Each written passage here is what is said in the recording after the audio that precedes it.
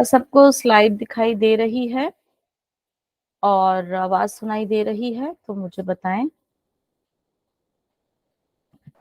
Yes ma'am. हाँ, कोई भी अनम्यूट करके बात, ठीक है, ओके, थैंक यू। तो मस्कुलोस्केलेटल डिसऑर्डर की आज हम बात करेंगे। तो ये सिस्टम हमने सबसे पहले अपने, जब हमने एनाटॉमी फिजियोलॉजी की बात करी थी, पढ़ा था, ये हमारा बेसिकली वो स्ट्रक्चर होता है, स्केलेटल सिस्टम बेसिकली, जो कि हमारे शरीर का जो है फ्रेमवर्क, जो आधारभूत होता है हमारे शरीर का, इसी से ही हमारे बॉडी को जो है एक स्ट्रक्चर देता है और इसको मूवेबल बनाने में जो हमारी मसल्स जो है मदद करती हैं। अब इस मस्कुलर सिस्टम और स्केलेटल सिस्टम दोनों को ही कंबाइन करके हम लोग मस्कुलोस्केलेटल सिस्टम भी बोलते हैं। अब वहां जो भी प्रॉब्लम हो जाती है, आज हम उनके बारे में देखेंगे। तो यूजुअली जो हमारी मांसपेशी और हड्डियों के इसमें जो हमारी प्रॉब्लम्स होती है वो कॉमन प्रॉब्लम्स होती है, जैसे कि हमारे पीठ का दर्द है, बैक पेन है ना, जिसमें कि हमारी इंटरवर्टिब्रल जो वर्टिब्रल डिस्क प्रोलैप्स, आपने सुना होगा, डिस्क प्रोलैप्स की प्रॉब्लम हो जाती है, वो वाली है। सर्वाइकल स्पॉन्डिलाइटिस या सर्वाइकल स्पॉन्डिलोसिस होता है, lumbar spondylitis, lumbar spondylosis, arthritis, these are the common disorders which we face in this system. तो एक एक करके हम इस बीमारियों को देते हैं। सबसे पहले देखते हैं बैक पेन की बात है। पीठ का दर्द बहुत ही जो है कॉमन सी चीज हो जाती है आजकल, हम देखते हैं इसको, हम बैक के रूप में हम देखते हैं। तो यूजुअली जो पीठ का दर्द कॉमनली जो हमारा होता है वो होता है पीठ के निचले हिस्से में दर्द। ठीक है, गर्दन में भी होता है हमारे, और पीठ के निचले हिस्से में भी होता है। गर्दन वाला यूजुअली हम सर्वाइकल स्पॉन्डिलोसिस की प्रॉब्लम में कहते हैं, और हमारा जो लोअर बैक पेन होता है, तो पूरे पीठ के अंदर दो जगह पे यहाँ पे यूजुअली हमारा होता है, क्योंकि यहीं पर ही हमारी जो नेक की या हमारी बैक की जो मूवमेंट होती है सबसे ज्यादा, वर्टिब्रल हमारी जो स्पाइन होती है उसके अंदर यहीं पे ही सबसे ज्यादा हमारी हड्डियों के बीच में जो होती है। और यहाँ पर क्या होता है कि जो हमारी बोन्स के आसपास की जो मसल्स उसको जो सपोर्ट करती हैं, है ना, जो हमारे उनके बीच में कुछ प्रॉब्लम हो जाती है, या तो हड्डी में प्रॉब्लम होती है, मसल में प्रॉब्लम होती है, उसकी वजह से क्या होता है कि दर्द शुरू हो जाता है। सबसे पहला जो सिम्टम किसी भी प्रॉब्लम में आप देखते होगे, सबसे पहले हमें दर्द से ही पता चलता है कि भैया वहां पे तो कुछ प्रॉब्लम है। ठीक है ना, कई बार थोड़ा हल्का फुल्का होता है, बहुत सारे कारण होते हैं, अभी हम देखते हैं, लेकिन कई बार ये अक्सर होते रहते धीरे धीरे वो कई बार क्रॉनिक में भी चेंज होते चले जाते हैं। और उसके लिए फिर हम कुछ उपाय करते हैं, जैसे मसाज वगैरह कर ली या सिकाई वगैरह कर लेते हैं, वो क्रॉनिक होते हैं। एक्यूट जो हमारा होता है वो अचानक से शुरू होता है, और कई बार बहुत ज्यादा इतना हो जाता है कि बंदा चलने फिरने में भी लाचार हो जाता है। तो अब कारण क्या है हमारे? तो सबसे पहले तो है कि वहां की मसल या लिगामेंट के ऊपर कोई भी स्ट्रेस पड़ा है, स्ट्रेन पड़ा है। वो कैसे पड़ा? अचानक से आपने कोई भारी सामान उठा लिया, किसी ने कहा भैया ये जो है सूटकेस जो है ना, ये उठा के वहां से वहां रख दो, ये अलमारी को वहां कर दो, आपने एकदम से किया झटका, और आपके जो है मसल के अंदर इंजरी हो गई। या आपके जो बोन्स जो सेट होती हैं, जो बोन टू बोन कौन मदद करता है हमारी, कौन सा कनेक्टिव टिश्यू है जो बोन टू बोन कनेक्टिविटी में मदद करता है? लिगामेंट। Ligament, very good. और जो बोन से मसल की जो अटैचमेंट करता है? Tendon, very good. तो क्या होता है, अचानक से कहीं पे कुछ भी स्ट्रेस पड़ता है ना, तो हमारा लिगामेंट है या मसल या टेंडन है, यहाँ पे प्रॉब्लम होती है, तो हमारा पूरा वो जो एरिया है वहां पर हमारे को प्रॉब्लम हो जाती है। तो सबसे ज्यादा क्या होती है, पेन ही यूजुअली हमारे, क्योंकि मसल में स्पाज्म हो जाता है। मसल आपने प्रॉपरली रिलैक्स करी नहीं थी, अचानक से उसको स्ट्रेन कर दिया, झटका दे दिया, तो क्या करेंगे, उसके फाइबर्स टूट जाएंगे। जब फाइबर्स टूट जाएंगे, वहां पे हमारे स्पाज्म है या कोई भी हमारा जो वहां पर क्रैम्प भी हो जाते हैं, जो कि बहुत ही पेनफुल होता है। और लगातार अगर आप झटका देते रहोगे तो वो और ज्यादा इंजरी हो जाती है। और क्या कारण है हमारी पीठ के दर्द का? आर्थराइटिस। आर्थराइटिस मतलब जो आपका जॉइंट की जो बोन्स है उनमें आपका इन्फेक्शन हो गया है, और वो यूजुअली आपके जो है हमारे जो लोअर बैक के जो उसमें हमारे होता है, हड्डियों के अंदर आपके जो है डीजनरेशन, मतलब जो बढ़ती उम्र का प्रभाव है वो होना शुरू हो गया है। तो हड्डियां जो हैं थोड़ी सी खोखली हो गई हैं, उनके अंदर इतना जो है उनकी स्ट्रेंथ नहीं है, तो उसकी वजह से भी ये प्रॉब्लम हो जाती है। ऑस्टियोपोरोसिस, ऑस्टियोपोरोसिस मतलब आपकी खोखली हो गई है हड्डी। तो जब वो खोखली हो जाएगी तो बहुत इजीली क्या होगा, टूट जाएगी, है ना। बहुत ही हल्का सा भी कहीं पे उसमें प्रेशर पड़ते हुए दर्द हो जाएगा, टूट जाएगी, दर्द हो जाएगा।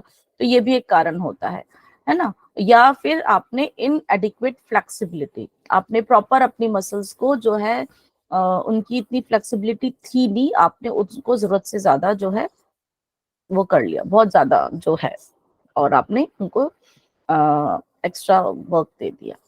ठीक है, इसके साथ साथ किसको होने के ज्यादा चांसेस हैं? यूजुअली जो बैक पेन है किसी को भी हो सकता है, कभी भी हो सकता है, जैसे कि हमने जो देखे हैं कि किस कारण की वजह से। तो लेकिन जो उम्र का भी प्रभाव पड़ता है, तो उम्र में हम देखेंगे ज्यादातर बड़े लोगों को होता है। कम उम्र में अगर किसी को एक्सीडेंट हो गया है या कोई एकदम से चोट वोट लग गई तो है, लेकिन बढ़ती उम्र का एक बहुत बड़ा इसका रोल होता है, जो कि 30-40 उम्र के बाद आपने देखा होगा यूजुअली कमर दर्द की शिकायत करने लग जाते हैं। अब जो लोग एक्सरसाइज ही नहीं करते हैं, बॉडी मसल्स को प्रॉपर क्या चाहिए होता है, मसल्स कब आपकी जो है अच्छे से काम करेंगी, जब उनके अंदर मूवमेंट बनी रहेगी, है ना। आपने उनको प्रॉपर वार्म अप कर रखा होगा। तो डेली हम लोग जो जो भी हम बोलते हैं कि आप पार्क में घूमा करो या थोड़ा बहुत जो हम व्यायाम करा करो। स्कूल में आपने देखा होगा बच्चों को पीटी भी, मॉर्निंग प्रेयर के बाद पीटी भी कराते थे, सिंपल कि ताकि उनकी मसल्स की जो एक्टिविटी वो बनी रहे। तो हमें एक्सरसाइज किसी भी फॉर्म में, हम योग हैं तो हम तो योग की ही मदद लेते हैं। लेकिन कुछ लोग होते कुछ भी नहीं करते, सुबह उठे नहाए धोए ऑफिस चले गए, आगे भैया थक गए हमारे, तो वहां पे उनका शरीर में कोई किसी भी प्रकार का व्यायाम ही नहीं होता, तो उनके मसल्स के ऊपर धीरे धीरे फर्क पड़ता है।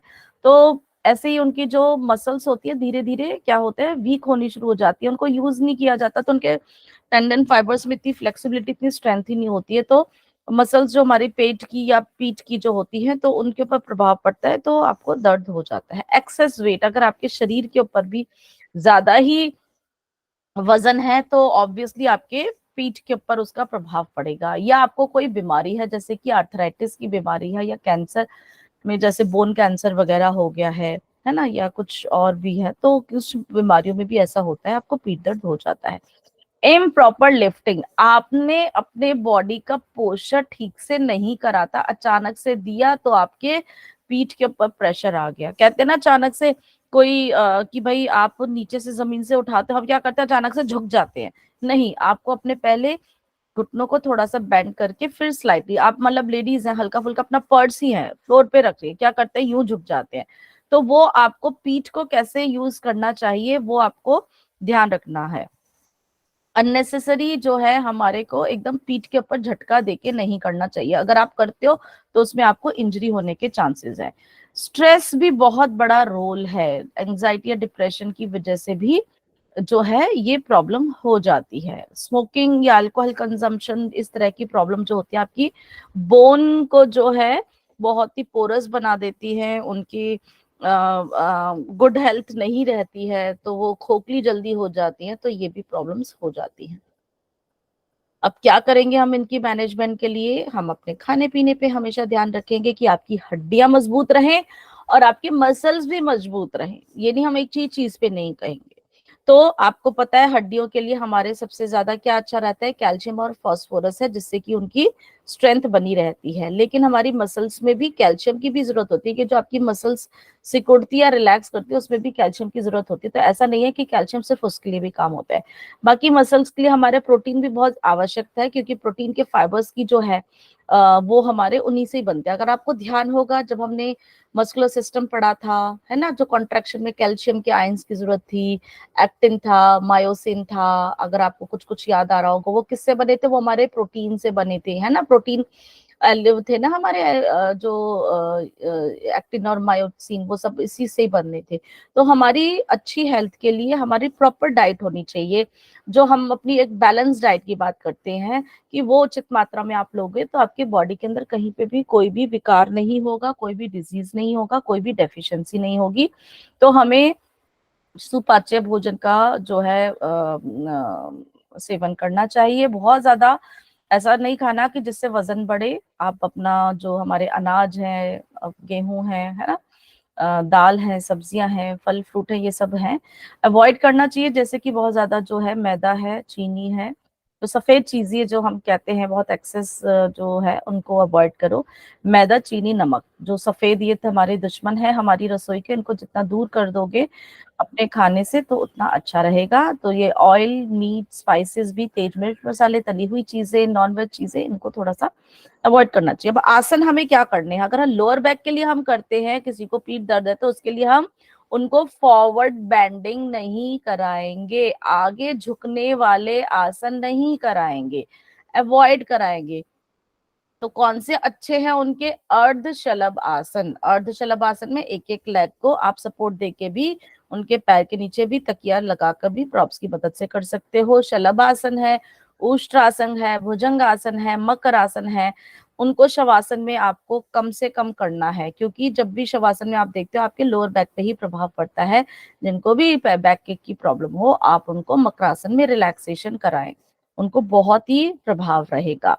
अगर किसी की शोल्डर और अपर बैक मसल्स को भी काम कराना है, क्योंकि हमारी पीठ, आपने देखा होगा जब मसल्स पड़े होंगे, हमारी पीठ में जो जितनी भी मांसपेशियां हैं वो सिर्फ एक ही जगह पे नहीं है, वो पूरे में फैली हुई है और मैक्सिमम हमारी मसल्स होती भी हमारी पीठ में है। तो हमें जब अपनी पीठ के मसल्स के ऊपर काम करना है तो सिर्फ एक ही हिस्से पे नहीं, हम अपनी सारी मांसपेशियों के ऐसे एक्सरसाइजेस करेंगे।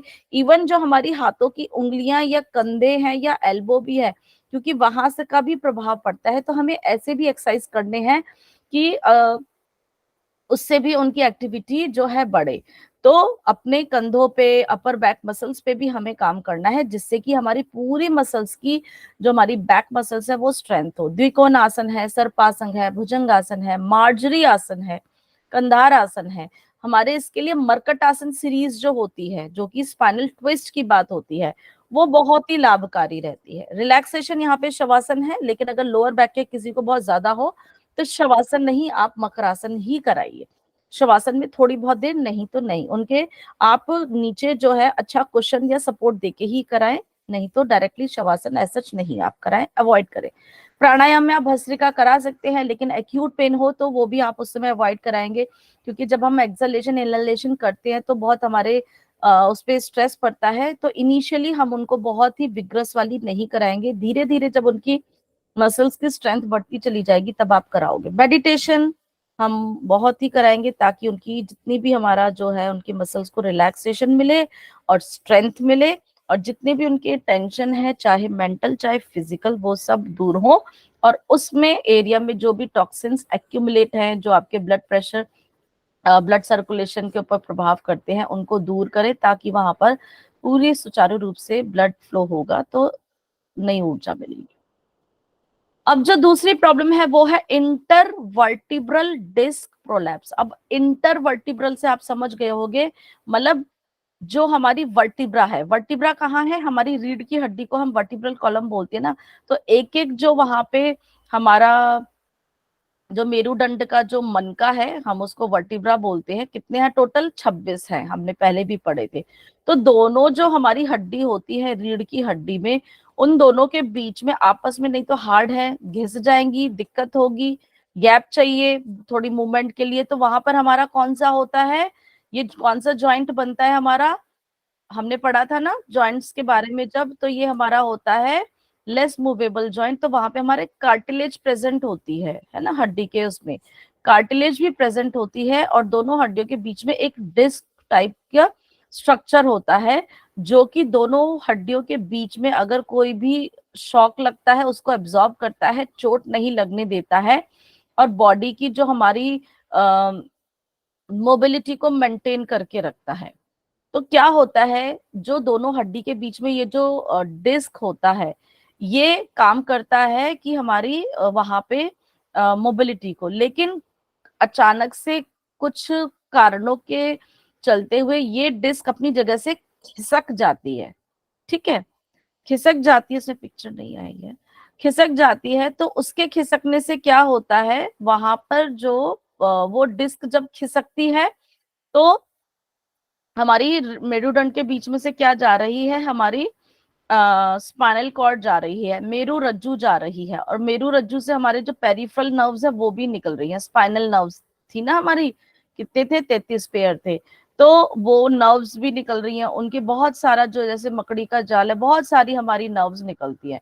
तो वो जो डिस्क किसी कारणवश अपनी जगह से खिसक जाती है, तो क्या करती है, जो वहां पर हमारी नर्व्स हैं, स्पाइनल कॉर्ड है, वो वहां पे एक तरह का प्रेशर कर देती है, जो कि हमें दिक्कत करता है। तो उस फिर वो हमें सिम्टम्स होते हैं अलग अलग तरह के। तो ये जो होता है इसको हम बोलते हैं डिस्क प्रोलैप्स। तो इंटरवर्टिब्रल डिस्क प्रोलैप्स, इसको स्पाइनल डिस्क भी हम बोलते हैं। तो हर्निया मतलब वो कई बारी वो स्पाइनल कॉर्ड की तरफ वो प्रेशर क्रिएट करते हैं, तो उसको हर्निएटेड डिस्क भी बोलते हैं। इसमें क्या होता है कि वो जो जेल लाइक का जो स्ट्रक्चर जो डिस्क है हमारा, वो बेसिकली हमारा बहुत ही जो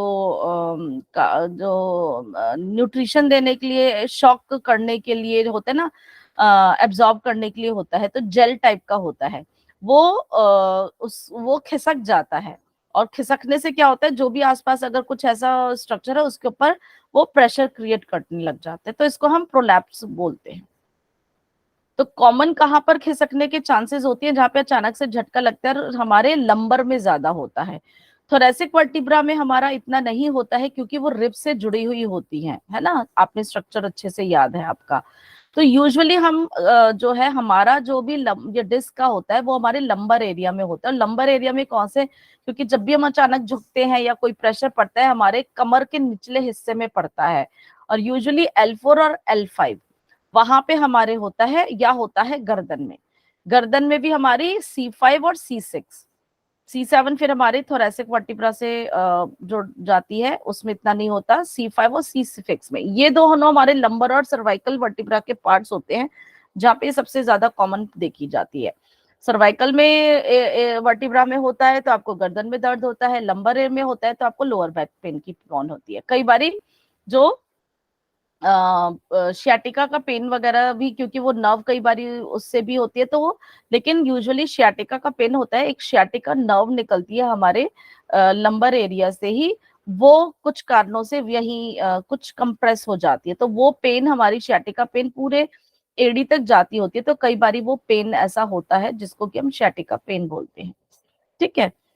तो इंटरवर्टिब्रल डिस्क जो हम देख ही चुके हैं, ये एक तरह का क्वेश्चन है, एक जेल टाइप का स्ट्रक्चर होता है जो कि दोनों हड्डियों के बीच में होता है, जो कि आपस में घर्षण नहीं होने देता, ताकि आके मूवमेंट रहे।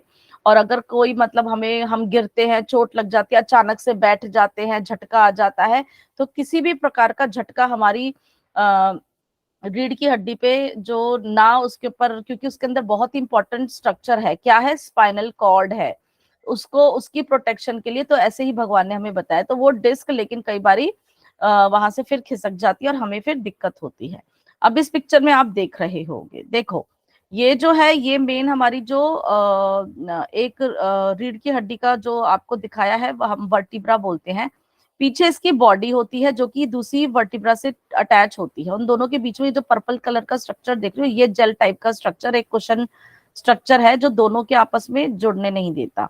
और उसके बाद ये जो होल होता है हमारे वर्टिब्रा के बीच में, यहाँ से ये जो ब्लू कलर का स्ट्रक्चर है, ये है हमारी स्पाइनल कॉर्ड, मेरू रज्जू। और ये ब्लू कलर की जितनी भी है, ये हमारी नसें हैं, नर्व्स हैं। ठीक है ना, आगे की तरफ निकल रही है, पीछे की तरफ निकल रही है, एंटीरियर उसका है, और डॉर्सल और वेंट्रल पार्ट जो उसके होते हैं पूरे शरीर में, क्योंकि नर्व्स जाती है। तो हमारी देखो इसकी स्पाइनल कॉर्ड की प्रोटेक्शन के लिए उसके रीढ़ की हड्डी के बीचों बीच में से वो जाती है। अब ये जो जो कुशन लाइक का स्ट्रक्चर है, ये इसलिए कि दोनों हड्डी यहीं पे आपस में मिल रही हैं, उन दोनों पे कोई दिक्कत ना हो, तो ये क्वेश्चन काम करता है। अब क्या करता है, अब ये क्वेश्चन आप देख रहे होगी, उसको झटका लगा तो कहीं पे भी बाहर भी खिसक सकता है, कहीं पे भी किसी भी दिशा में, किसी को कुछ नहीं पता होता। ठीक है, ये अपनी जगह से खिसक गई, डिस्क प्रोलैप्स हो गया।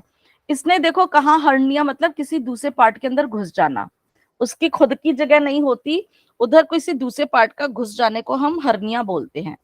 यूजुअली आप कहोगे कि हर्निया तो पेट में होता है, कॉमनली वहां पर ही होता है, लेकिन हर्निया का मतलब ये होता है कि अपनी जगह से खिसक के दूसरे की जगह में घुस जाना, तो उसकी वजह से जो प्रॉब्लम होती है वो हम हर्निया की प्रॉब्लम बोलते हैं। अब यहाँ पर डिस्क हर्निया हो गया है, उस हर्निया ने देखो कहाँ प्रेशर दे रही है, निकल के कहाँ पर जा रहा है, नर्व के ऊपर। जो नर्व हमारे स्पाइनल कॉर्ड से निकल रही है। अब इसकी वजह से जो प्रॉब्लम हमारे होंगी, क्या प्रॉब्लम हो जाएगी? ऑब्वियसली दर्द हो जाएगा, यहाँ पर मूवमेंट में दिक्कत आएगी, ठीक है ना। कई बारी बढ़ती उम्र की वजह से भी ऐसे हो जाता है, आपकी हड्डियों में जान ही नहीं रहती है, हड्डियां खोखली हो रही हैं। कई बारी आपने अचानक से भारी सामान उठाया, जैसे या किसी ने वेट लिफ्टिंग कर ली। एक टेंडेंसी होती है कि आपके शरीर को वार्म अप करते हो तब भारी वजन उठाते हैं ना, वेट लिफ्टर्स जो होते हैं, उनको बताया जाता है कि भाई ऐसे बॉडी को प्रेशर करो, पैर खोलो और इस तरह से करो, नहीं तो दिक्कत हो जाएगी। पहलवान होते हैं बड़े बड़े, तरीका होता है। अगर नहीं तरीके से करोगे तो आपको इस तरह की प्रॉब्लम्स होने के चांसेस होते हैं। तो क्या होता है कि ये जो आप देखोगे, ये आपके जो नर्व्स निकल रही होती हैं कहीं पर भी, ये उसको उसके ऊपर प्रेशर करेगी, और उन नर्व्स के ऊपर जब अगर हमारा प्रॉब्लम हो जाएगी तो वहाँ पे पेन वेन की प्रॉब्लम हो जाती है। इस तरह से आप इसको समझ सकते हो। तो ये जो हमारा जेल भी बना हुआ होता है, ये जो हमारा कुशन है, हमारा डिस्क होता है, इसके भी खुद के पार्ट्स है, जैसे कि एन्युलस फाइब्रोसिस जो इसका बाहर का है, अंदर जो इसको इसका न्यूक्लियस जो होता है उसको न्यूक्लियस पल्पोसस कहते हैं। जो इसका बाहर अब पार्ट ये जो निकल गया, ये हर्निएटेड पार्ट है इसका, ठीक है। तो इस तरह के इनमें हमारे जो है स्ट्रक्चर हो जाती है। कई बारी ये जो हमारा डिस्क भी होती है बड़ी हार्ड भी हो जाती है, इसके अंदर इतनी सॉफ्टनेस भी नहीं रहती है। कई बारी हड्डियों के अंदर प्रॉब्लम होती है। तो बहुत सारे ऐसे कारण हैं, उनको देख लेते हैं। तो साइन एंड सिम्टम्स क्या होंगे? सबसे पहले अगर खिसक गई है, दर्द, ये यूजुअली लंबर में होता है। तो क्या होगा? लोअर बैक एक होगा, आपको उसी साइड पे लोअर मतलब निचले हिस्से में दर्द। तो आपकी क्या होगा उसमें? स्पाइन आपकी बिल्कुल अकड़ जाएगी, सीधी हो जाएगी, आपको झुकना है, जरा सा मूवमेंट होती है आपको पेन होगा, तो क्या होगा? आप अकड़े अकड़े से रहोगे, ठीक है ना। बिल्कुल भी आप अपना डेली का काम नहीं कर पाओगे, बैठना उठना भी बड़ा, क्योंकि मूवमेंट होगी तो आपको पेन होगा। क्योंकि पेन क्यों होगा? क्योंकि यहाँ पर ये जो हर्निया अब ये कर रहा है, हिलते ही क्या करेगा? प्रेशर करेगा। तो उनका जो है मूवमेंट रिस्ट्रिक्ट हो जाता है, डेली रूटीन काम भी नहीं कर पाते हैं। अगर ये लंबे समय तक रहेगा तो और कंडीशन वर्स होती जाएगी, उसका दिक्कत बढ़ती जाएगी, उसकी फॉरवर्ड बेंडिंग या सिटिंग से स्टैंडिंग, ये सब पोजीशन जो हो जाएगी। और ये इसको क्या करते हैं? रेस्ट के लिए ज्यादा बता देते हैं। और जो कई बार सिम्टम्स होते हैं, शियाटिका का पेन भी शुरू हो जाता है, क्योंकि हमारी शियाटिका का नर्व भी वहीं से ही, हमारे लंबर से ही निकलता है, और फिर हमारे हिप्स के पीछे से जाके होता हुआ हमारे थाइस के इनर साइड से होता हुआ हमारे नीचे तक एडी तक जाता है। तो वो नर्व भी कई बारी कंप्रेस हो जाती है। तो कई बारी कुछ कारणों से, जब नहीं कि हर्निएटेड हो, कई बारी ये हर्निएटेड काफी मुख्य कारण है, तो उनको शियाटिका का पेन होना शुरू हो जाता है। जैसे कि बता रही हूँ, through hips to the thighs and ultimately towards the legs. बहुत कॉमन प्रॉब्लम ये भी होती है। न्यूरोलॉजिकल सिम्टम्स होते हैं, उसको ना अब नर्व की इन्वॉल्वमेंट हो गई है तो उसको सुइयां सी चुभेंगी, क्योंकि नर्व कंप्रेस होती है। कई बार उसको सुनपन हो जाएगा, क्योंकि नर्व काम ही नहीं कर रही है, उसको लगेगा अब नर्व की सप्लाई उधर नहीं होगी, मैसेज ही ब्रेन से उसका नहीं पहुंचेगा, तो क्या होगा? मसल्स में भी वीकनेस हो जाएगी, या उसका पैर भी जो है उसको लगेगा कि भाई मैं उसको अपने हिसाब से इतना काम नहीं कर पा रहा हूँ। कोई ऐसी नर्व की कंप्रेशन हो गई, क्योंकि अगर आपके पेल्विक एरिया का होता है तो आपका ब्लैडर या बवल का भी उस पर इफेक्ट आ सकेगा, तो उसका यूरिन की कुछ प्रॉब्लम हो सकती है, उसके आपकी स्टूल की कोई प्रॉब्लम हो सकती है। तो क्या होता है कि हमारी जो रीढ़ की हड्डी के अंदर जो हमारी स्पाइनल कॉर्ड जा रही है, उसके नीचे से जो बहुत गुच्छा सा, स्पाइनल कॉर्ड तो हमारी खत्म हो जाती है ऊपर ही, उसके बाद जो बहुत सारी जो नर्व्स निकल रही होती है ना, एक जैसे घोड़े की पूंछ होती है, ये मैंने आपको बताया था एनाटॉमी के टाइम पे। तो घोड़े की पूंछ के बाल जैसे निकलते हैं ना, एंड में हमारे स्पाइनल कॉर्ड से ऐसी नर्व्स निकल रही होती है। तो वहां के नर्व्स के ऊपर भी इफेक्ट आ जाता है, वो कभी कंप्रेस हो जाती है, तो ये एक तरह की ये भी प्रॉब्लम हो जाती है। तो नर्व्स के ऊपर इफेक्ट आता है, तो प्रॉपर बॉडी की फंक्शनिंग नहीं हो पाती, इसको काउडा इक्वेना सिंड्रोम भी हम कहते हैं। अब ये प्रोलैप्स के कारण क्या क्या हैं भैया, हुआ क्यों ऐसे?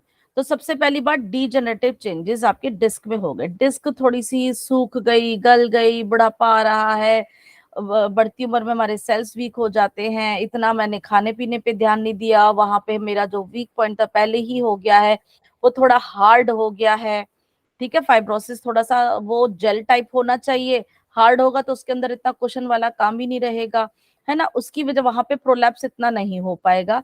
लेकिन ये जो डीजनरेटिव चेंजेस से भी क्या होता है कि वो गैप जो होता है दोनों हड्डियों के बीच में कम हो जाएगा। जब गैप कम हो जाएगा तो मूवमेंट कम होगी। अब आप योग के अभ्यासी हो, आप आसन करते हो, मैट बिछाते हो, है ना, कितना डिस्टेंस रखते हो एक दूसरे के मैट पे कि आपको हाथ पैर फैलाने पड़े करने पड़े तो दूसरे के पाले में मत जाओ, मतलब आपके हाथ आपस में नहीं टकराएंगे, जगह चाहिए ना। लेकिन अगर मैं एक दिन आपकी अगर क्लास लूं, मैं कहूंगी आप अपने मैट एकदम बैक टू बैक कर दो, सटा दो, बिल्कुल गैप नहीं होना चाहिए, क्या आप अच्छे से मूवमेंट कर पाओगे? नहीं कर पाओगे, जगह चाहिए। तो वो जगह जब इनके डीजेनरेटिव चेंजेस आते हैं वो गैप कम हो जाता है, जब गैप कम होता है तो भी मूवमेंट हड्डी के बीच में प्रॉपर नहीं हो पाती है, तो भी बैक एक की प्रॉब्लम हो जाती है। चोट लगना, अचानक से कोई एक्सीडेंट हो गया, गाड़ी वाले ने टक्कर मार दी, आप एकदम से सड़क पे गिर गए, एकदम बहुत ज्यादा झटके से गिरे, किसी ने, भैया लड़ाई हो रही थी दो दोस्तों के बीचों में, उसने एकदम से पीछे से किसी ने आके ऐसा धक्का दिया, आप बिल्कुल सडनली ऐसे गिरे, तो आपके चोट जो लगी है ये आपके कर सकती है आपको डिस्क की प्रॉब्लम या आपके स्पाइन की प्रॉब्लम।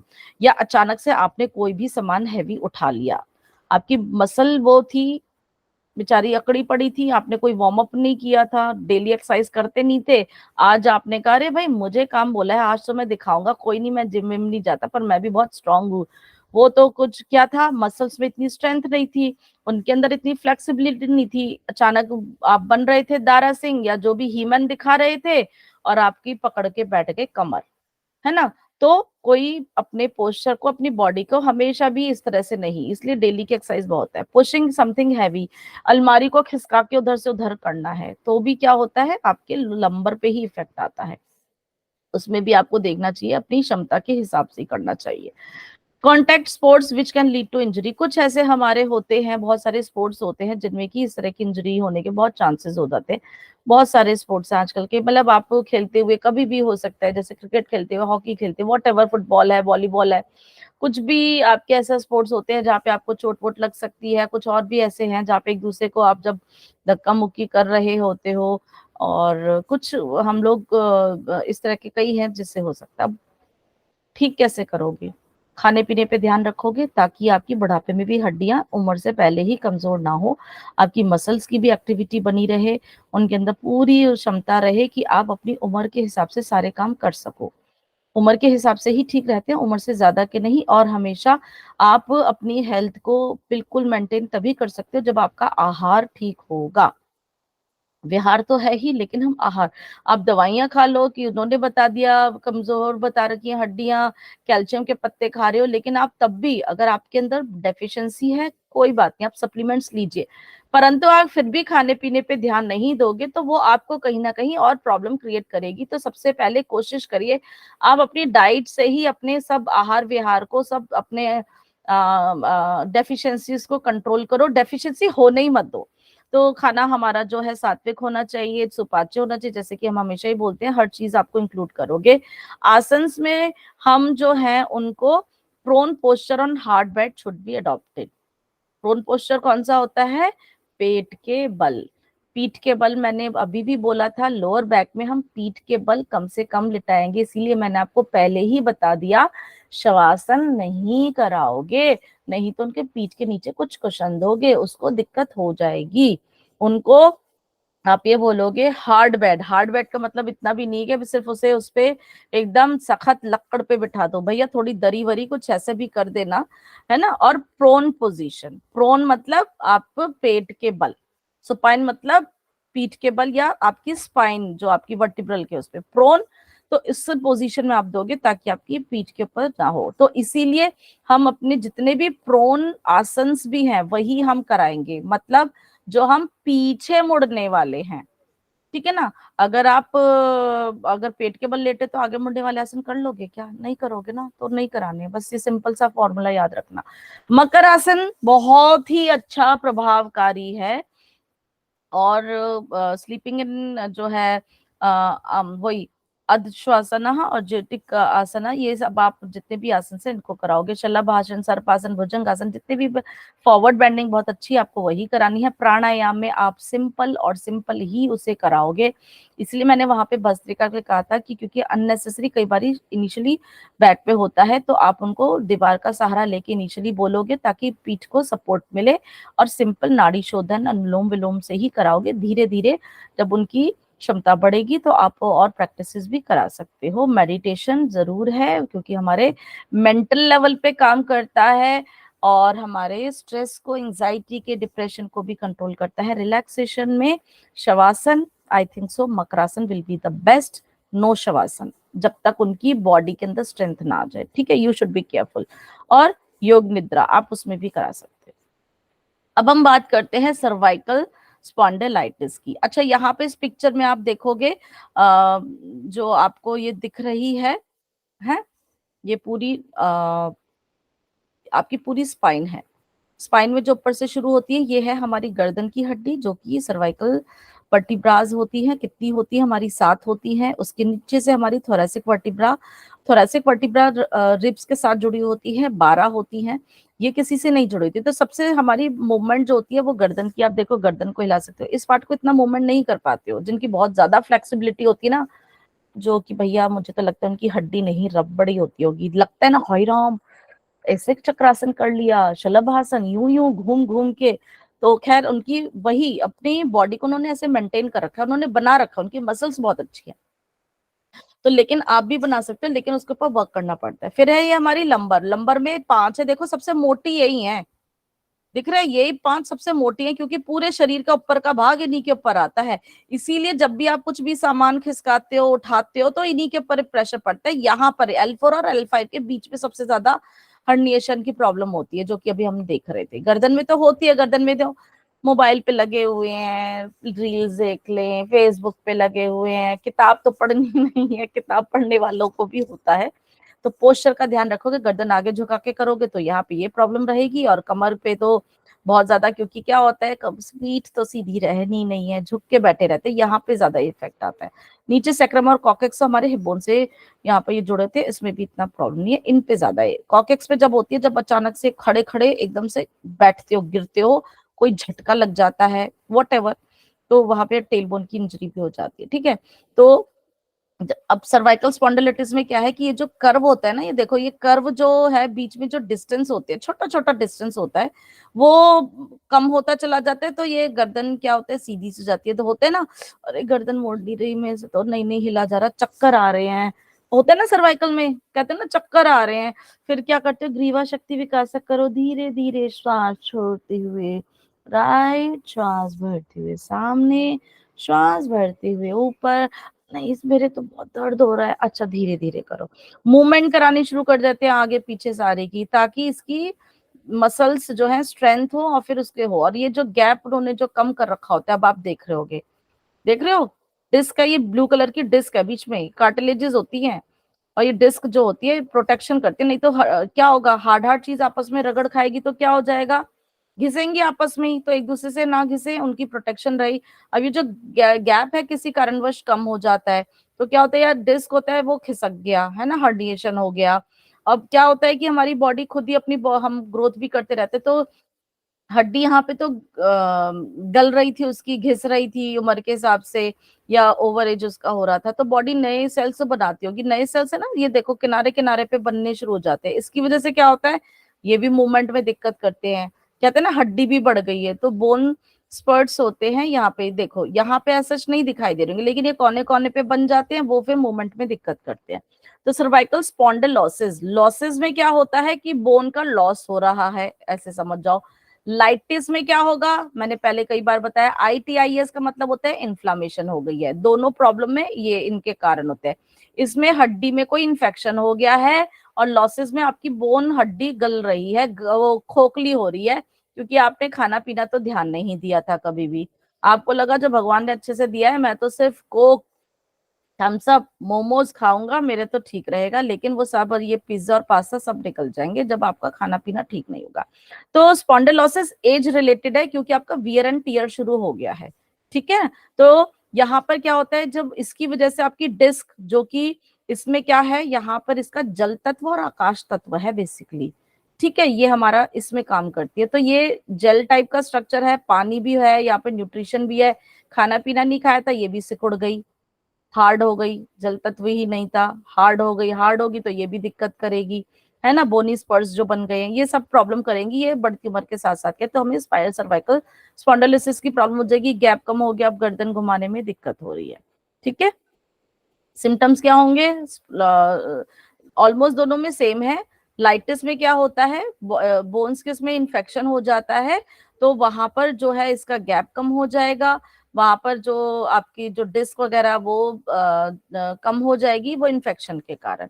तो दर्द होगा, सर्वाइकल की प्रॉब्लम, सर्वाइकल स्पॉन्डिलोसिस या लाइटिस की प्रॉब्लम है तो गर्दन में ही पेन होगा, हो सकता है आपके हाथों तक, कंधों तक, बाजू तक चला जाए, ऊपर भी चला जाएगा तो सर दर्द भी हो सकता है, चक्कर भी आ सकते हैं, उल्टी का भी मन हो सकता है, आपके बाजू के मसल्स के ऊपर भी फर्क पड़ेगा, वीकनेस शुरू हो जाएगी, नर्व कोई कंप्रेस हो जाएगी तो सुनपन भी हो जाएगा, गर्दन अकड़ जाएगी क्योंकि मूवमेंट कम हो रही है, ठीक है। फिर आपको चक्कर भी आने शुरू हो जाते हैं, बैलेंस नहीं बनाते हो। इसका कारण क्या है, वही है डिहाइड्रेटेड डिस्क, पानी की कमी हो गई, जो बेचारी जेल लाइक की थी क्या हो गई, अकड़ गई, हार्ड हो गई, श्रिंक हो गई, ड्राई हो गई, पानी तो मिला नहीं ना, मतलब खान पान नहीं मिला, तो डिहाइड्रेटेड डिस्क इसको बोलते हैं। तो अपने खान पान को सिर्फ इसीलिए नहीं है कि मैं भैया मेरा पेट अच्छा रहे, भैया हर चीज के लिए जरूरी है। तो ये जो डिस्क होती है, ये क्या होती है, कुशन होती है, आपके काम करती है, इन कुशन को भी मेंटेन करके रखो, नहीं तो क्या होगा, कुशन के बीच में से हटा दोगे तो क्या आपके दीवार पे जाके आप लोगों के तो वो हड्डी हड्डी मिलेंगी तो दिक्कत होगी। हर्निएटेड डिस्क की वजह से भी ऐसे होता है, जो कि अभी हमने देखा था, डिस्क अपनी जगह से खिसक जाती है तो भी सर्वाइकल स्पॉन्डिलोसिस की प्रॉब्लम होती है, बोन स्पर्स बन जाते हैं, और जो आसपास की मसल्स थी, जो लिगामेंट्स थे, वो भी उनके अंदर कैड़ापन हो गया है, फ्लेक्सिबिलिटी नहीं है, स्ट्रेंथ नहीं है, तो भी आपके मूवमेंट में दिक्कत करेंगे।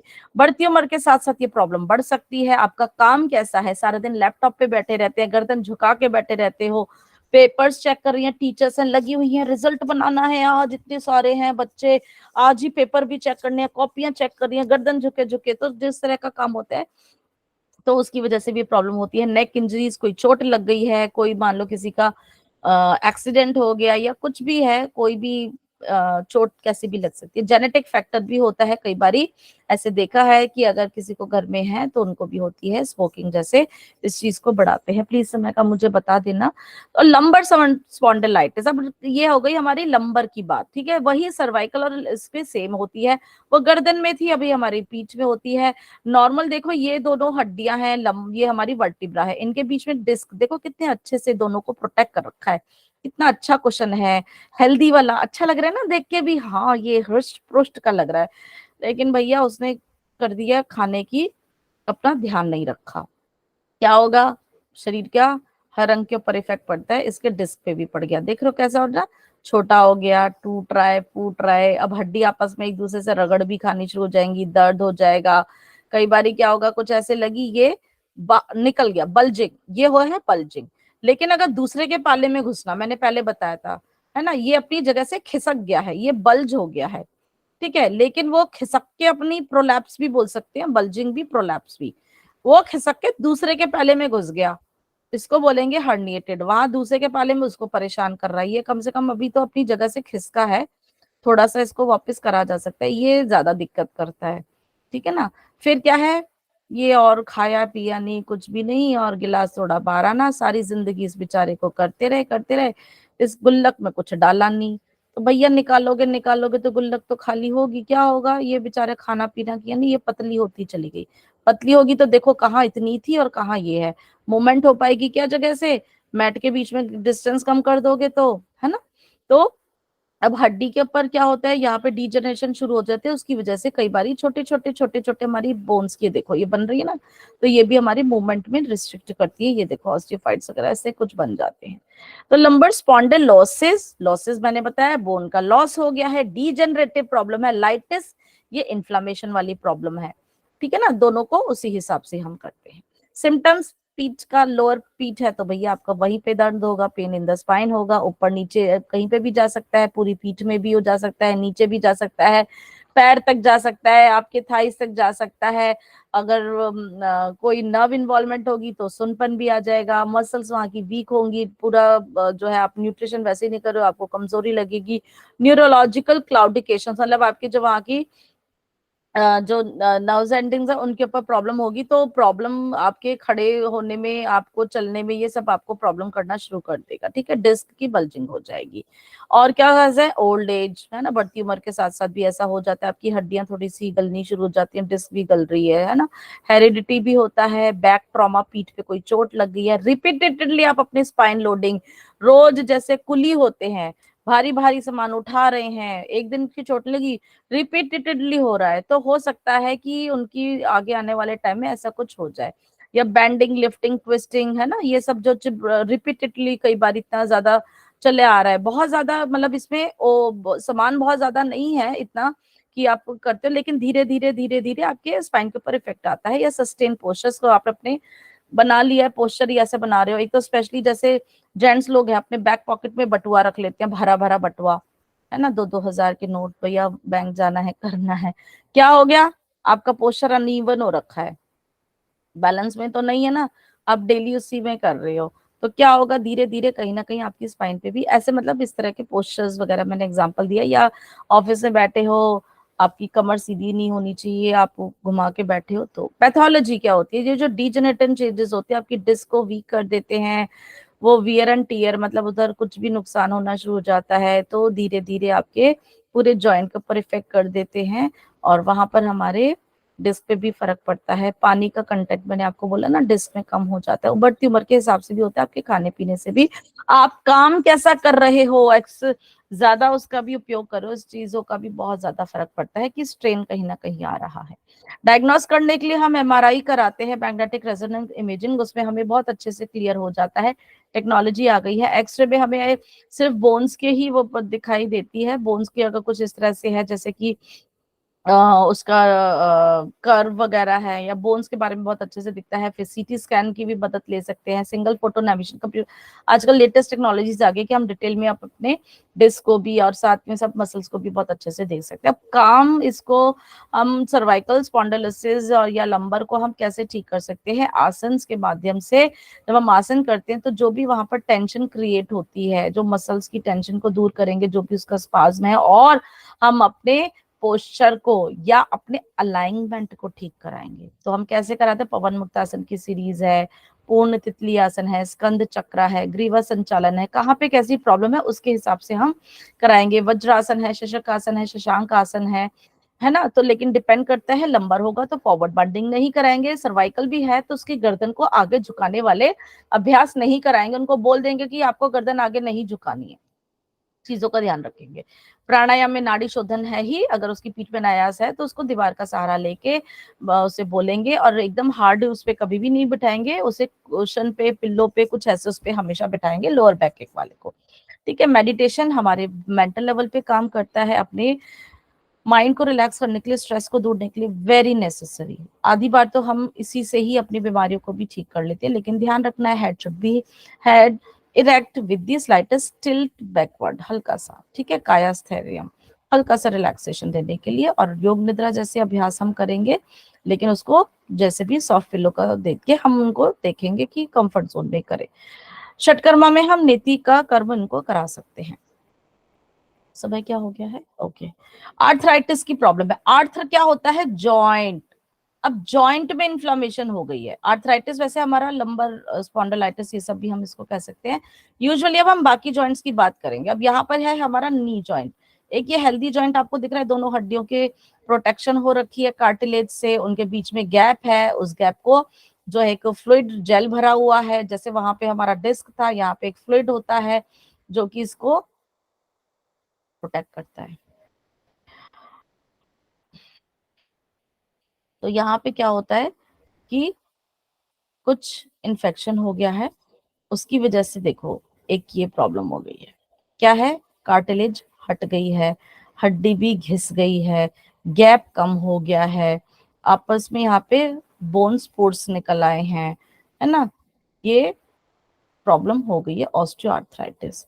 एक और प्रॉब्लम होती है, वो होती है रियोमेटॉइड आर्थराइटिस। अब हम इसके बारे में देख लेते हैं। आर्थराइटिस में क्या होता है, जॉइंट के अंदर वहां पर स्वेलिंग टेंडरनेस हो जाती है, जिससे कि ये उसकी मूवमेंट रिस्ट्रिक्ट हो जाती है, स्टिफनेस हो जाती है। बढ़ती उम्र के साथ ये यूजुअली होता है। दो तरह के हमारे आर्थराइटिस होते हैं। आवाज आ रही है सबको? Yes, ma'am. ओके, क्योंकि नॉन स्टॉप मैं बोले जा रही हूँ, कोई रिस्पॉन्स नहीं है बहुत देर से, but I want to cover the syllabus ना। तो एक और ऑस्टियो आर्थराइटिस होता है, एक रियोमेटॉइड आर्थराइटिस होता है। ऑस्टियो आर्थराइटिस यूजुअली बढ़ती उम्र के साथ होता है, ठीक है। तो ये हमारी बढ़ती उम्र के साथ साथ जो हमारे शरीर के अंदर चेंजेस हो जाते हैं, अगर प्रॉपर हमारा खान पान या और कुछ ऐसे होते हैं, तो इससे हमारी कार्टिलेज जो होती है, जो हमारी प्रोटेक्शन करती है, वो हट जाती है, गैप कम हो जाता है, जो वहाँ का सैनेबल फ्लूइड जो भरा हुआ होता है हमारे जॉइंट पे, वो कम हो जाता है, और वहां पर इन्फेक्शन की वजह से ऐसा हो जाता है। और वो इन्फेक्शन क्यों होता है? यूजुअली उम्र की वजह से आपके डीजेनरेटिव चेंजेस बॉडी में हो गए हैं।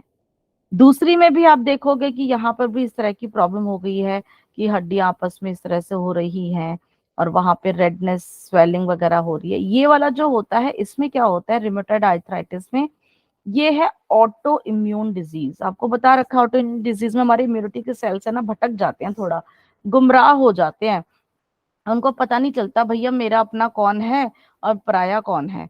तो वो अपनों को ही मारना शुरू कर देते हैं, मतलब वो हमारे ही बॉडी के सेल्स को खाना शुरू कर देते हैं। तो rheumatoid arthritis actually it's a auto immune disease. यहाँ पे हमारा जो जो ज्यादा मानसिक स्तर पर जो परेशान रहते हैं, ये यूजुअली उनको ही होती है। यहाँ पे स्ट्रेस सबसे बड़ा रोल है, यहाँ पे एज सबसे बड़ा रोल होता है, ठीक है। तो इस तरह से इनको प्रॉब्लम होती है।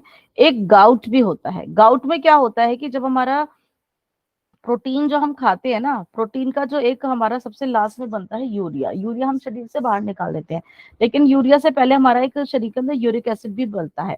लेकिन कई बारी कुछ लोगों को प्रॉब्लम होती है, उनका जो यूरिक एसिड है वो शरीर से बाहर नहीं निकल पाता, वो शरीर में निकल जाता है। यूरिक एसिड भी हमारे शरीर में यूरिन के रास्ते से बाहर निकलता रहता है यूरिया की फॉर्म में, लेकिन वो यूरिक एसिड बना रह जाता है, वो कन्वर्ट ही नहीं होता है यूरिया में। तो वो हमारे क्या करता है, वो हमारे जोड़ों के दर्द में दिक्कत कहना शुरू हो जाता है। उसके क्रिस्टल्स हमारे जुड़ जुड़ जाते हैं हमारे जोड़ पे। और स्पेशली यहाँ पे कौन सा जोड़ काम में आता है, हमारे पैर का अंगूठा। वहां पे ये सबसे ज्यादा जो है सिम्टम आते हैं, वो हमारे ब्लड में वहां पे हो जाता है, और फिर वो हमें प्रॉब्लम क्रिएट करता है। बहुत ही हमारा पैर का अंगूठा दर्द बहुत होता है। तो गाउट वालों का यूजुअली वो वाला होता है। और ये जो ऑस्टियोआर्थराइटिस, रिमेटॉइड आर्थराइटिस में हम कहेंगे, तो ऑस्टियोआर्थराइटिस में हमारे जितने भी शरीर के बड़े बड़े जोड़ हैं, वो यहाँ पर प्रभावित होते हैं। जैसे कि हमारा नी जॉइंट है, एल्बो जॉइंट है, हिप जॉइंट है।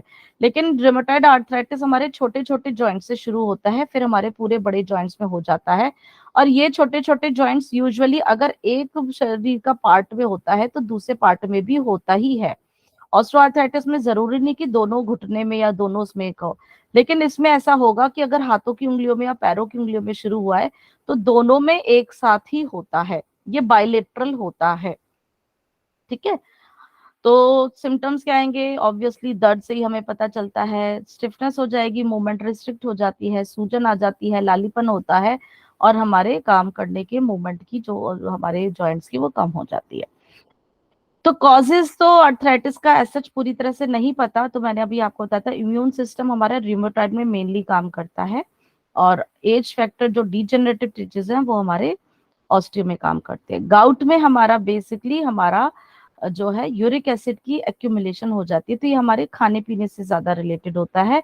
तो आपने देखा होगा गाउट वालों को, उनको बोलते हैं कि दालें थोड़ा कम लो, और स्पेशली रात में कम लेना, ठीक है, क्योंकि वो हमारे मेटाबॉलिज्म पे इफेक्ट करना शुरू हो जाता है, वो एक्यूमुलेट हो जाता है। कुछ एनवायरमेंटल फैक्टर्स भी होते हैं, जैसे कि जो ठंडे प्रदेश में बहुत ज्यादा रहते हैं, है ना, देखा होगा, या बहुत ज्यादा जिनका काम ऐसा था, जिनका वजन ज्यादा था, पूरे शरीर का वजन आपके जॉइंट्स पे ही पड़ रहा है।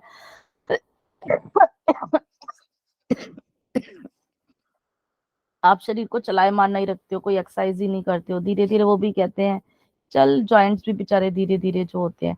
कोई किस तरह की जो स्पोर्ट्स इंजरीज वो होती है, जैसे आपने देखा होगा वाघा बॉर्डर पे कभी गए होगे ना, वहां पे वो करते हैं ना, जब बीटिंग रिट्रीट होती है, वो पैर इतना यूं का के जोर जोर से पटक के वो दिखाएंगे।